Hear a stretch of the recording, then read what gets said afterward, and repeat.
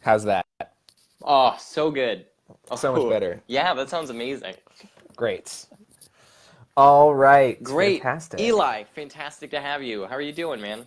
Thank you. I'm doing quite well. It's good to be talking to you, as usual. I feel like, uh, I don't talk with you as much as I would like, but I always, it makes me happy every time we get Yeah, to same. get to have a conversation. So, So tell us a little bit about yourself. You are a screenwriter, an actor. What are you?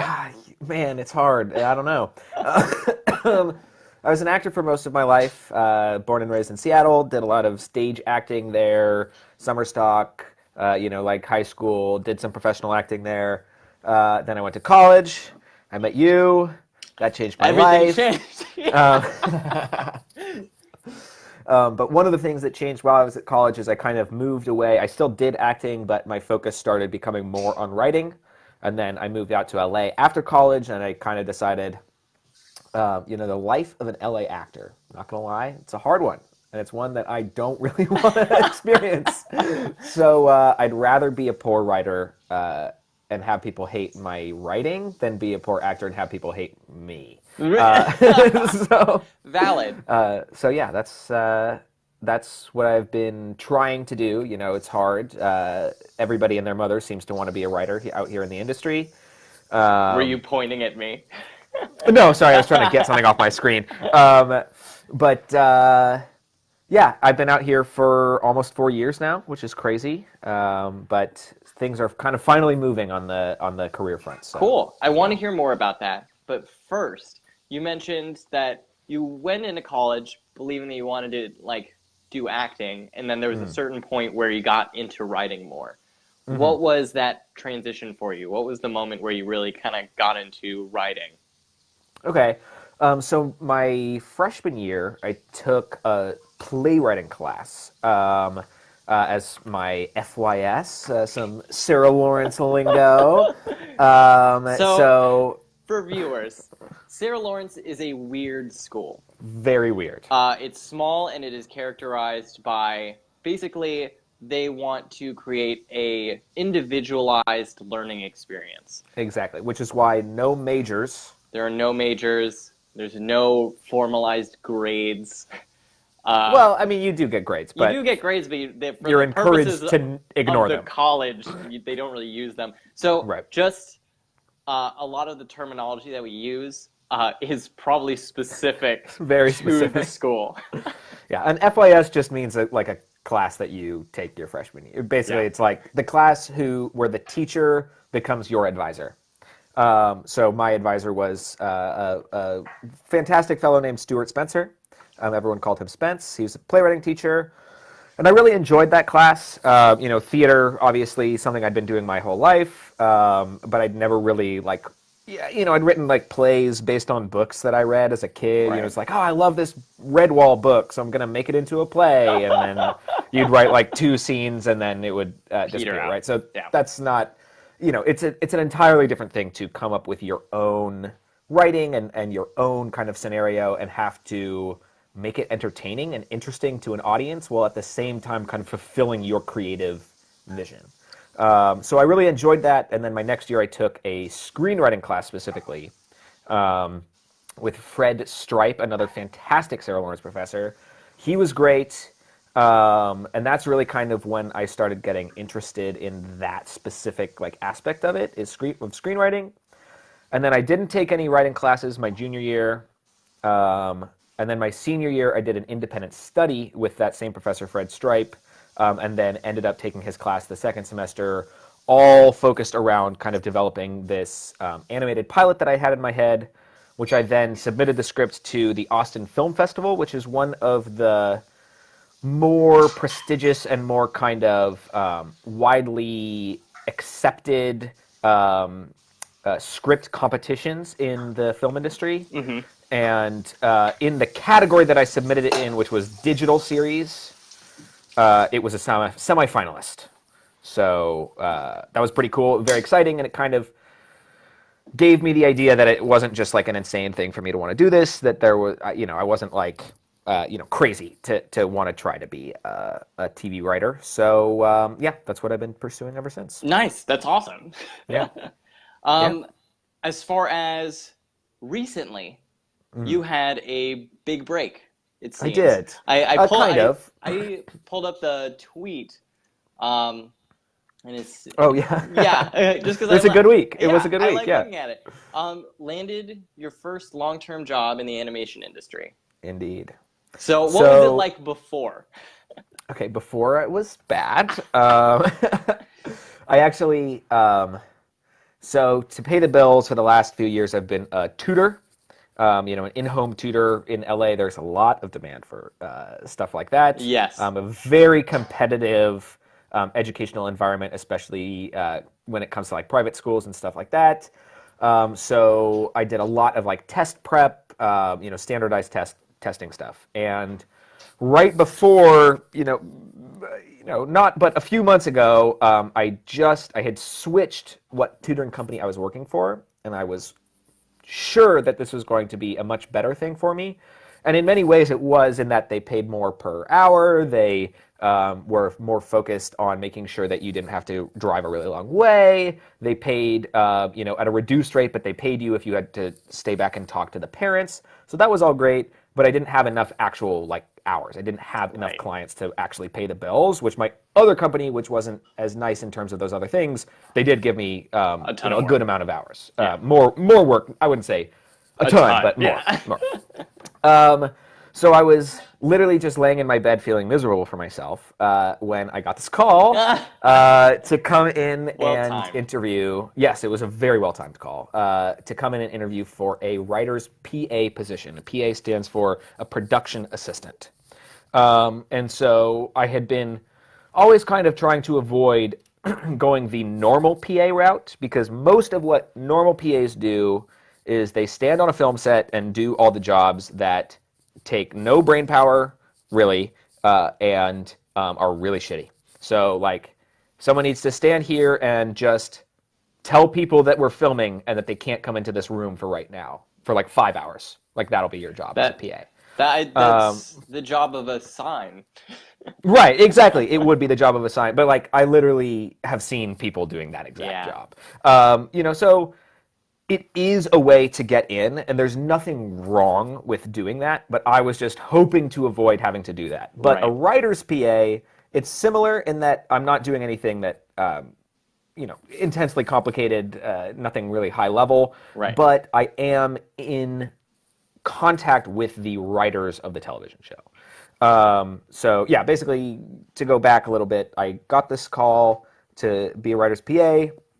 The reason they had called me is because I'd had another interview at a little show you might have heard of called Rick and Morty, which was very cool. You had an interview at Rick and Morty? I did. What? So, yeah, essentially, through tutoring, I developed a relationship with this guy, John Berg, who, shout out to John Berg, the true homie forever, a fantastic man. He is, a pretty major, he was a studio executive at Warner Brothers for a long time, and then he recently moved to an independent production company called Vertigo, which has done a lot of movies. They used to specialize in horror specifically, and now they've branched out a little bit more. They've done all the Lego movies. They're working on the new Stephen King, Dr. Sleep thing. Yeah, they were involved in It, the Stephen King stuff. So they've got a lot of cool, a very cool company. And he really liked me. I've been working with his kids for years and years. And so I went in and helped him out as he was doing an assistant transition. So essentially his old assistant was leaving to go do something else, and he was bringing in a new assistant, and I was there just to kind of make things easier for the transition. So I learned a lot just doing that. And at the end of that, he called me into his office and was like, hey, I know you want to do this, and I have some friends in the industry, so let me recommend them to you. And that's how I got the interview at Rick and Morty, which was really, really cool. But as anybody trying to break into this industry, or it doesn't matter whether you're trying to break in or not, most times you go in and talk to somebody, most times you have an interview, nothing concrete is going to come from that particular thing. You are establishing a relationship. You are trying to express who you are, what you're interested in, and why they might want to think about you in the future. Like if it's Ooh, yeah.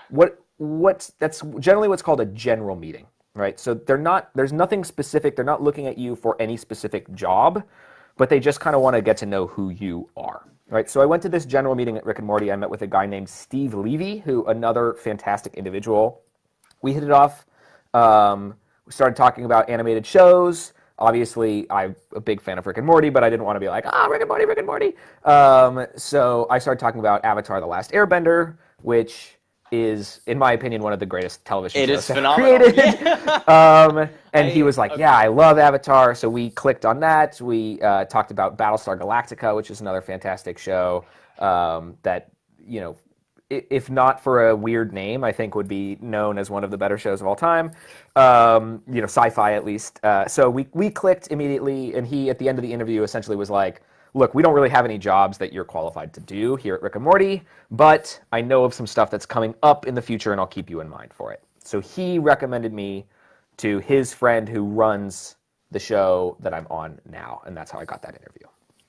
So long story, I ended up getting... Yeah, that's... But yeah, I mean, it's all the way that it happens. Yeah. Right, exactly. It's like, it really is about putting yourself out there, just getting people to know you, and not being desperate, right? That is a key when it comes to this industry especially, but I'm sure anywhere, if you come off as looking at someone just in terms of what they can do for you, right, you are going to come off really poorly, and they're not going to want to do anything for you. If you come off as a normal person who's not expecting anything of anybody else, but just is cool and has passions and interests, and those happen to align with whoever you're talking to, that's when you know, they're going to keep you in mind for something down the road, and you will get a call while you're laying in bed feeling sorry for yourself. Yeah. Yeah. So congrats. That's an incredible journey, because it is really as cool. your friend, we've talked, and I've seen you at some like high the points pain, and low yeah, points. Low points, some serious low points for sure. I don't want to like breach. It's nothing too crazy, but you were trying so hard, and you were discouraged. I was, yes, I was deeply discouraged. I mean, like, there were times not too long ago when I was like, you know what, maybe I just gonna move back home and try and figure out something else to do. Brutal. I know, and it's like, I don't want to do that, not because I don't think, you know, kind of part of the thing with the industry is they're like, you have to only ever want to do this, right? This has to be like your passion, and that's not really true for me, which sometimes I'm insecure about. I'm like, oh, am I not a real writer if I have a plan B? To quell that, that's like, Of course. Of course. Of course. Like, I think the problem with my job is they ask that. They're like, we need you to be all in. And I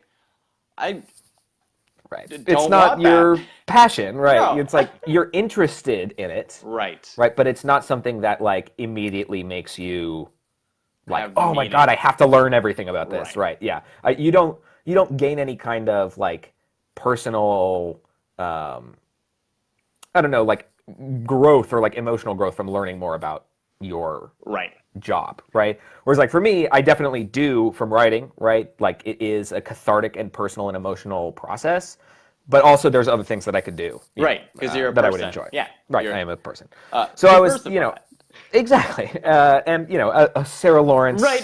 We're all steering it towards that. Exactly. We're all Renaissance individuals for sure. That's the way that it goes. So tell me about this second interview. Okay, so that one, I came in and it was pretty straightforward. It was pretty short. You know, I made sure that I was there on time. I made sure that I was dressed nicely, but not crazy nice, because generally the vibe, if you're not going into an agency or a kind of like a high-level production company or a high-level studio, the vibe is very casual, right? Like I went in and interviewed with people who were wearing jeans and t-shirts. I was wearing jeans and like a shirt like this. Right. So I didn't want to go too hard, but I wanted to look nice and presentable. I'm very familiar with the look. Right, exactly. I came in, you know, they asked me how, you know, they're like, so we heard of you through this guy, you know, kind of like, how did that process happen? So I kind of described the whole process that I just described to you guys. We talked about my previous experience in the industry. As I said, this is my first long-term job, but I did have a job for a few weeks on a pilot, an animated pilot, which actually just got picked up, which is really cool. So look for that on True TV. It's called Dysfunctional Family. Hold on, you had a pilot? They had a pilot. I helped out on a pilot. Oh, okay. I was an assistant to like the showrunner. Cool. He's now the showrunner. He was like the writer of the pilot at the time. Nice. So that was really cool because the experience that I gained there, which was a lot of script formatting, sometimes for different, especially in animation, you need to have the script formatted sometimes with line numbers, sometimes with like character highlights. Sometimes you don't want line numbers. Sometimes you want marks to indicate where things have changed. All that kind of stuff. So using Final Draft, which is kind of the industry standard script writing program, I could go in, add the line numbers if I needed to, delete, edit marks, whatever it was. Right. So having that experience, I think it gave them a kind of, they were like, okay, this person is not crazy, like he's not, he's competent, he's worked on another show before, and it didn't, go crazy, go wild. He has seen, material that's not, supposed to be publicly disseminated and like didn't do anything bad with it, Right. which on the show that I'm on is actually relevant because I had to sign an NDA. Like I'm not actually allowed to talk about what the actual show is. Personally, I think that's so cool. Like it is kind of cool. It makes it so much better to be like, yeah, I'm working on a show, but I'm contractually obligated to not say talk about what it is. I think I was watching an interview for I think it was John Mulaney or someone where he got a phone call and they said, "Hey, we have an offer for you, but we can't tell you about the opportunity." Because it happens more often than you would think. Like, I remember back when I was in college, we were doing this really cool thing that your favorite professor, do you know who I'm talking about? No. Erica Newhouse. Oh my God. Like, for the record, I liked Erica Newhouse because she arrived on time. Yeah, I'm sure. I told you that story. Yes, you did. She did arrive on time, even when she was like 8 months pregnant. Yeah, she was incredible. arrived on time. And I really appreciate and respect professionalism. Okay, yes. That's why you like Erica Newhouse. Anyway, she set up a really cool kind of like seminar for acting. Like this is when I really realized I didn't want to be an actor. But one of the things she brought in a casting agent, which obviously very important person to know if you're an actor. And she had cast Daredevil, the first season of the Marvel Netflix show Daredevil. And she was talking about, for that process, everybody who came in an audition had no idea what the show was. It was under very, very tight wrapped. And they would get fake sides. They would get like lines and stuff that was not actually in the show because they didn't want any hint of it leaking out at all. That's incredible. That's such a wild process. It is. It really is. And I think it really something that extreme would only happen for a property like that, right? Like a Marvel property, a Disney property. Right. The one that I'm working on, I don't think it's a secret to say it's going to be on CBS All Access, right? So it's a CBS property, it's a pre-existing like franchise, and they want to be very careful and like protective of it, basically. So that's why I'm not allowed to talk about it. But yeah, it's cool. It's a really, really cool experience for sure. Like my job isn't hard. It's pretty. It's like essentially PA work, but maybe a little bit more interesting. Right. Like my most important duty every day is making sure that I get the lunch order. Like I come in the morning. My first thing to do is I make 2 pots of coffee. No decaf. Never decaf for the writers. Of course. I love this. This all checks out. One time I went and bought tea at Trader Joe's, and I brought a whole bunch of tea back, and someone walked over, and the first thing that they did is picked up the peppermint tea, and were like, decaf? And I was just like, man, I fucked up. I got them Wow. decaf tea. And it's like, it really doesn't matter. But, Right. anyway, I make 2 pots of coffee and then I go through the menus. Like we have a huge like book of menus for the restaurants in the area. And at the beginning, a few weeks ago, I would always like ask the showrunner or the co-executive producer, like the head writers. I'd be like, "What do you want for lunch?" But now I kind of just pick something because they're always so indecisive. Like they're like, "I don't know. What do you have? What should we do?" And I like now I'm just like, "How does Thai sound? Right? How does Mendocino sound? Right?" And like I'll Right. just kind of present it to them, and the vast majority of the time they're like, "Cool." That's pretty Um, cool. I really like just from a logistical standpoint, you take ownership over that. yeah, yeah, It's and doing a good job at being an assistant. right, exactly, and that's the kind of thing. It's like with the caffeinated tea. Like you just have to learn over time how best to do the job. Right? It's like my job is to be quiet and stay out of the way and not be a distraction while they're working. And I am really lucky because this is not true of most PAs and even most writers' PAs. I can like hear them working on the show. There is a writer's room, like a closed space, but for the most part, they sit out on couches, like in like the open area, and so that's where my desk is, and I just sit there and listen to them pitch like stuff for the show and create episodes and stuff like that. And that is really cool and a really Right. incredible learning experience. That is my number one dream. I think Right. whenever I watch a show, I always think I want to be in that room where In the they're room writing and this. hear how did they come up with this shit. And Yeah, you're there. I am, and there's a lot of talk about stupid random stuff like you know they'll You don't talk have to about breach yeah anything. like yeah it's like sex stuff whatever like in the writer's room it's like everything is open, everything is on the table, everything goes. At one point the writer, so they're trying to figure out, it's a sci-fi thing, right? I can't get too specific, but they're trying to figure out something funny, right? It's a sci-fi comedy show, and the showrunner, someone just throws out the word butt bugs, right? And the showrunner's like, okay, guys, we got to stop right here. I know that that's the stupidest idea you've ever heard, but imagine a world in which that could work, and we need to make it work right now. And they spent like 45 minutes trying to make butt bugs work. And there was a lot of really funny pitches, and at the end of it, he was like, "Okay, it's not butt bugs, right? That it's not gonna work in the end." But they tried. They went Yeah, for because butt bugs. you free it up. Like that's Right? and that's creative You have to progress. take off the limits, right? And just be like, "Okay, what if it was butt bugs? Like, how could we make that work?" I Basically. remember, like for example, there was a class I took at Sarah Lawrence because like some of these classes are encouraging this creative thinking. Where it was a room of people and they're like, okay, we got to put together a show, and because the dynamic was off, like they wanted us to do what you're describing, but it Right. was so uncomfortable and did not happen. Yeah. Are you talking about what was it called? It was a class. It wasn't an extracurricular. It was I'm like a thinking about Midnight workshop. Cabaret. It would no, no. It was not midcap. Okay. But Too much to get basically, into for our non-Sarah Lawrence friends. for real.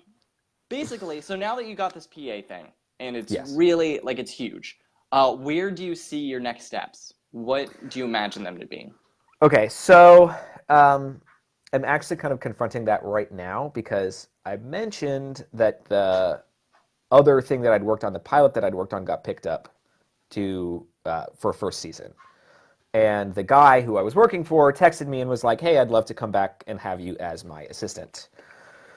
So I'm like, You have so much going on now. I went from having nothing going on and being like, I'm gonna like literally financially be forced to leave LA, to like now this is a very different kind of problem, a good problem. Yeah. But like, I'm gonna have to kind of make a choice, and it is a serious dilemma for a lot of reasons. It's like I don't want to leave so quickly after just getting this job. I really like the job that I'm doing, even though it's like getting lunch and like Right. washing dishes and going to Trader Joe's. It's like I'm getting to hear the writers work. It's this cool franchise that like I'm familiar with. It's gonna be on CBS All Access. It's the kind of thing, I don't know exactly how it's going to work, but there is a potential, I would imagine, for me to move up and be like the writer's assistant perhaps next season or something like that. And at the very least, I'm just like meeting people, getting to know them, learning about the writers, learning about this show and its process, basically. The other show, I think if I was to take the job, I would have a little bit of a higher role. I'd be more in that like writer's assistant position already. But it's like, how much can they pay me? How likely is it that it would get picked up for a second season? I mean, this franchise show, it's like, it's almost certainly going to get picked up for a second season. So am I just going to, be an assistant on this and then be out of work again in, 6 months? It's hard, it's like, it is in hard. A way, obvious thing is to leave and take the higher position, but there's so many other factors variables that make me want to stay. Yeah. From what you're telling me, like my hope, like my thing would be like cling to the stability. Like, right. But you kind of, that's the thing is in this business, you can't be afraid of the unknown, right? Because that's the whole, that's what it is the unknown. You know that, like, if you make that decision, the other show is going to blow up. Right, exactly. It's going to be, everyone's going to fucking, like, go crazy for that other show, and, it's called This Functional Family. That one's not a secret. Right. So, I don't know. I'm going to have to kind of figure it out. But the logical next step, regardless of what I end up doing, is I would move on to being a writer's assistant. So that is somebody who isn't doing the kind of grunt work of going and getting lunch and stuff like that, but is always in the room writing down notes on everything that the writers say. Any idea that a writer pitches, it doesn't matter whether it's a stupid idea, or good idea, or a serious or silly, right? You just write it down because basically you send out those notes at the end of every day to all the writers. They can go over them. The showrunner can look at them, and they can mine, what worked and what didn't from, this 8-hour thing where they were just, pitching nonstop and doing all this silly, goofy stuff. They can find what actually, kind of works and what is, resonant. So that's an incredibly, incredibly important job, and also is really, really informative in terms of learning how to be a TV writer and how to pitch, how to present yourself, when to talk, when not to talk, it's like the other day I heard someone, exactly, like the culture of the writer's room. Like I heard someone say, okay, this is a stupid pitch, and it's like, for me, I would be like, man, if I thought in my brain it was a stupid pitch, I would never say it out loud, right? But it's like that person recognized, okay, this is something I know, this thing is never going to make it into the show, but maybe something that someone else hears it and they spin off, from that, and it inspires something else that will make it into the show. So it's like, I told you about Poe. That's what I do with Poe. Do you remember that? Yes. Yes. Poe is a protected idea. It's a concept that I read in like this old O'Reilly book. Basically, if you have a stupid idea, you preface it by saying, okay, Poe. And then you say the idea, and everyone understands, like, we're not going to use this idea. But it's not serious. Right. But it's part of the flow and the process, basically. A little bit, it's just like, for general purposes, it's quicker to say than, this is a stupid idea. Yes. Yes, indeed. Cool. So that would be the logical kind of like next step for me, is to be a writer's assistant, either on the show that I'm on, or the other show, or, who knows, something else. And then from there, hopefully I would be promoted to a staff writer.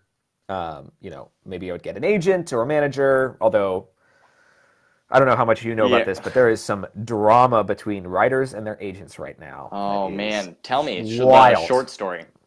Okay, short story. Over the past, 20 years or so, essentially agents have stopped depending on, the normal relationship is 10% commission, right? And so the agents have a vested interest in negotiating your salary to be as high as possible because they get as much money as they can out of that.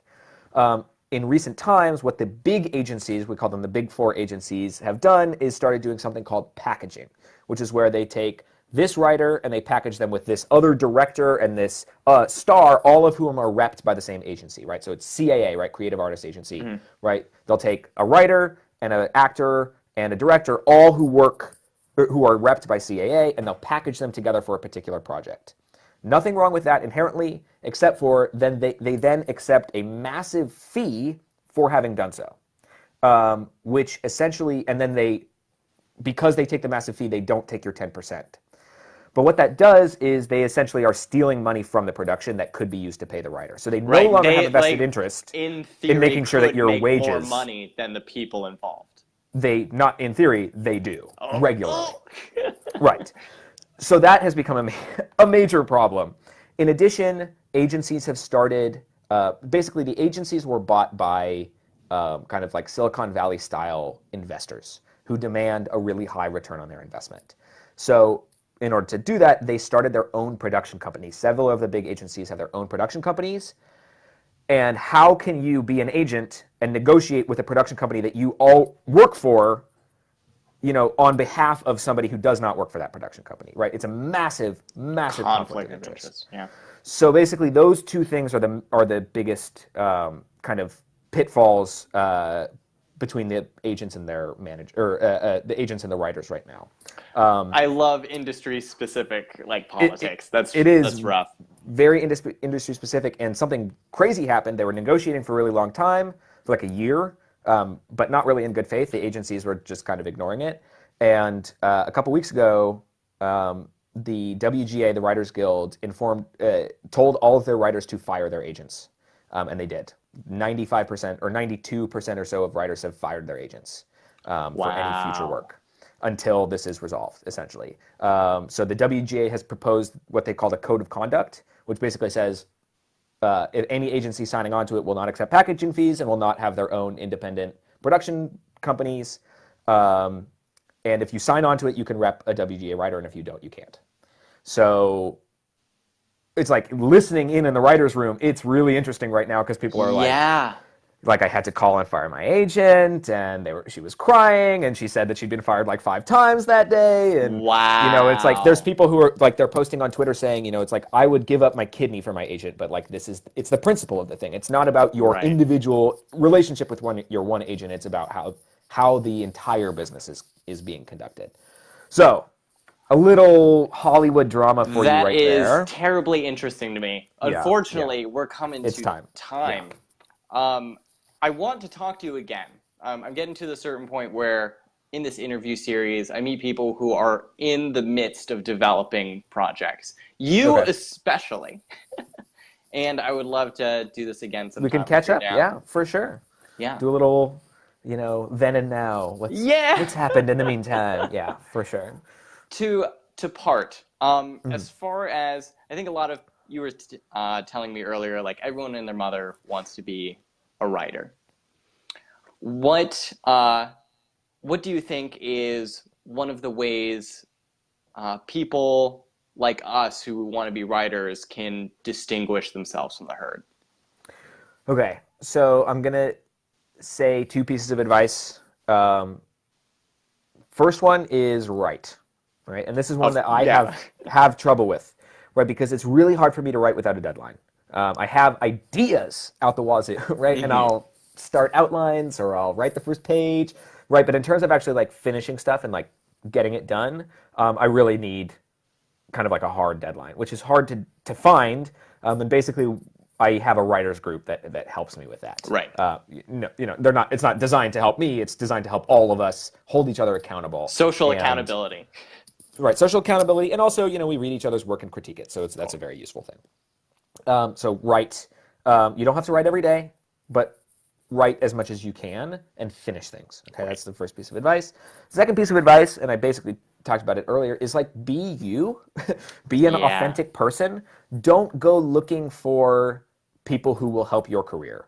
Go out, be yourself, find the people who's like that who are like you and like the things that you do, and then you will find a career, right? It's like I didn't I showed up at this guy's house because I was the tutor for his kid, and I didn't charm him. I didn't know who he was. We just started having a conversation about Batman, and he was like, yeah, I'm producing the new Batman movie, and I was like, oh.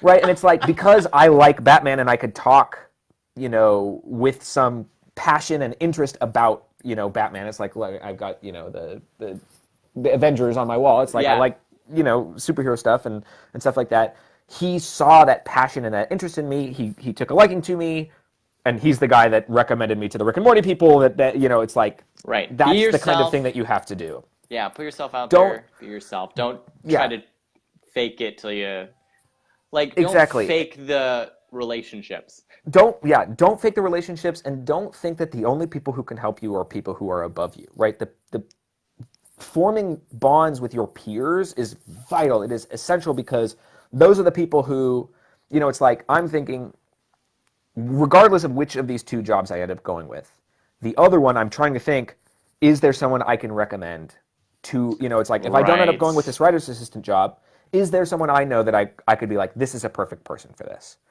right? And it's like, that's vital. You have to have those people who will be your advocate and will go to bat for you, because higher up people, they don't have the time. They're busy.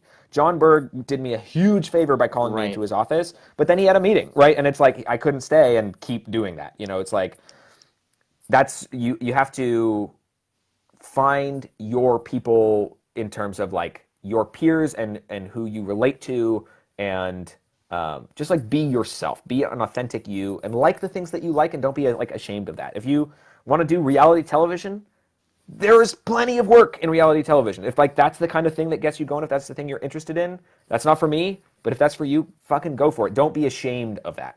Right?